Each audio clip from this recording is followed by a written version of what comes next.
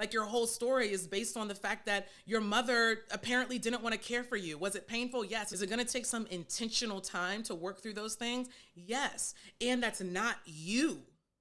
We come to terms with these things. We see it. Hey, y'all. Welcome to Boundaries and Grace. My name is Taylor Chandler. I'm a licensed marriage and family therapist, helping you break negative relationship patterns by shifting your attachment style. The goal is to be able to rest in intimate relationship with other. Okay? Since we can't change the past, this is what we need to do. So how to change? We got to go to therapy, y'all. Therapy. The podcast is not enough. Books are not enough. We're talking about a process, changing your emotional and mental processes. Okay? We do it with some deep internal work. I suggest you go to therapy. If you want to work with me, there's a one-on-one form in my bio. This is literally all I do. I do secure attachment. What else are we doing? How are we changing? We're exploring past childhood experiences associated with rejection and abandonment, including death or emotional absence. Someone, again, can be physically there, but emotionally absent or unsafe. We want to explore these experiences. When I say explore, I'm not talking about just recalling the experiences. We're talking about reorienting to this experience. What does that mean? Because we can't change what happened, I have to change my position to it. Because I can't change the experience that I had, I change my position to it. What does that mean? Rather than what someone did, your dad not showing up to my soccer games. Which really, my dad, we would sometimes go to my soccer games, but he'd be reading the newspaper. He was way more into basketball when I played basketball. And I was hurt by that. Because he was showing disinterest. Okay? So when we're talking about reorienting to an experience, saying that happened, but that's not, I don't internalize that experience as if I am not interesting or I'm not good enough or I have to do a sport that you like so that I get positive feedback. I can't do a sport that I like. So that taking an experience that you've had that signaled rejection and abandonment where you internalize someone's behavior around you or towards you and made it about you. We want to externalize those experiences. We process the emotions that it did create and beliefs that did develop because of experiences like that, and be able to at the same time separate ourselves, like who I actually am, from the experience that I had. Does that make sense, y'all? That's the kind of stuff that we do in therapy. We come to terms with things in the past rather than reject it, ignore it. We come to terms with it. That's accepting it. Coming to terms with it on the other side of that, y'all, is also not blowing it up and making it your whole life. Like your whole story is based on the fact that your mother apparently didn't want to care for you. Was it painful? Yes. Is it going to take a lot of time? Is it going to take some intentional time? Is a better way to say that.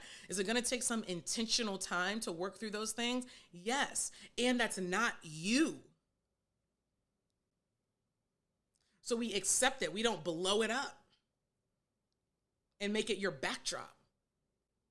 We come to terms with these things. We see it, the way that I can put it sometimes with a client is I see it at scale. I don't see it as super small, like it's nothing, because it's something. And I don't see it as super big, like it's an impossible wall to scale when I can.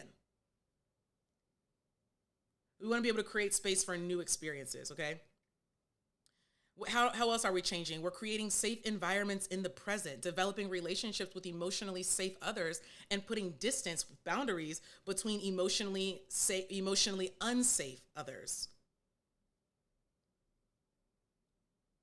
Now look, if you're new to this, it can be hard to tell if someone's really emotionally unsafe or if you're really just triggered to hell and you really don't know who's doing what, right? You I don't know. I know I got some childhood stuff. I know I got some trauma back here. I really can't tell if you not inviting me to the group dinner is a real slight at me and you're really signs of abandonment, or am I really not cool with that group anyway and it makes sense that you wouldn't invite me to the party? Okay, same incident. You didn't get the invite, but what is really going on? Like, so it's hard. It can be very hard to tell. That can be hard to tell for damn anybody, but that's an example of how it could be hard to tell, hard to discern what to do, or whether to set boundaries, or whether to disconnect, or whether to have a conversation if my own trauma is at play. So what I'm suggesting then is this: in the pursuit of creating safe environments for yourself, I suggest that you don't make any big shifts or big decisions until you get some clarity and groundedness with a therapist. Is that fair, y'all? Last thing, and then we're going to go. How do we change? You got to own your actions, okay?